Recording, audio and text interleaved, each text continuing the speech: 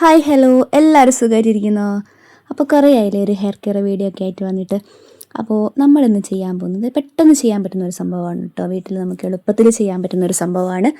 നമ്മൾ തലേദിവസത്തെ കഞ്ഞിവെള്ളം എടുക്കുക. ഒരു ഞാനൊരു ഒരു കപ്പോളം കഞ്ഞിവെള്ളം എടുത്തിട്ടുണ്ട്. അതിലേക്ക് 2 സ്പൂണ് ഫ്ലാക്സ് സീഡ് നമ്മൾ അതിലേക്ക് ഇടുക. ആ കഞ്ഞിവെള്ളത്തിലേക്ക് ഫ്ലാക്സ് സീഡ് ഇട്ട് കൊടുക്കുക. പിന്നെ 2 സ്പൂണ് ഉലുവയും കൂടെ ചേർത്തിട്ടുണ്ട് കേട്ടോ. അത് രണ്ടും നന്നായിട്ട് ഒന്ന് ഇളക്കി യോജിപ്പിക്കുക. അപ്പോൾ നമ്മുടെ വീഡിയോ ആദ്യമായിട്ട് ആരെങ്കിലും കാണുന്നവരാണെങ്കിൽ ഒന്ന് സബ്സ്ക്രൈബ് ചെയ്യാനും വീഡിയോ മുഴുവനായിട്ട് കാണാനും ശ്രമിക്കണേ. ഇനി ഈ വെള്ളം നമ്മൾ അടുപ്പത്ത് വെച്ചിട്ട് ഒന്ന് നന്നായിട്ട് തിളപ്പിച്ചെടുക്കണം. ഒരു 10-15 മിനിറ്റെങ്കിലും നന്നായിട്ട് ഒന്ന് തിളപ്പിച്ച് ഒരു പകുതി ആവുന്നത് വരേക്കും ഒന്ന് തിളപ്പിച്ചെടുക്കുക. നന്നായിട്ട് ഇളക്കി കൊടുക്കണം കേട്ടോ. സിമ്മിൽ വെച്ചിട്ട് തിളപ്പിച്ചെടുത്താൽ മതി. എന്നിട്ട് അത് നന്നായിട്ട് തണുക്കുന്നത് വരെ വെക്കാൻ പാടില്ല കേട്ടോ. പിന്നെ നമുക്കത് അരിച്ചെടുക്കാൻ കുറച്ച് ബുദ്ധിമുട്ടായിരിക്കും. ഒരു ഇളം ചൂടാവുന്ന സമയത്ത് നമുക്കത് ഒരു തോർത്തിലോ അല്ലെങ്കിൽ എന്തെങ്കിലും ഒരു വൃത്തിയുള്ള തുണിയിൽ ഒഴിച്ച് നമുക്കത് അരിച്ചെടുക്കാം. ഈ പാക്ക് അരിച്ചെടുക്കാൻ നമുക്ക് പെട്ടെന്ന് കഴിയും കേട്ടോ. അധികം അങ്ങനെ പ്രയാസമൊന്നും ഉണ്ടാവില്ല. ചില പാക്കുകൾ നമുക്ക് അരിച്ചെടുക്കാൻ ഭയങ്കര ബുദ്ധിമുട്ടായിരിക്കും.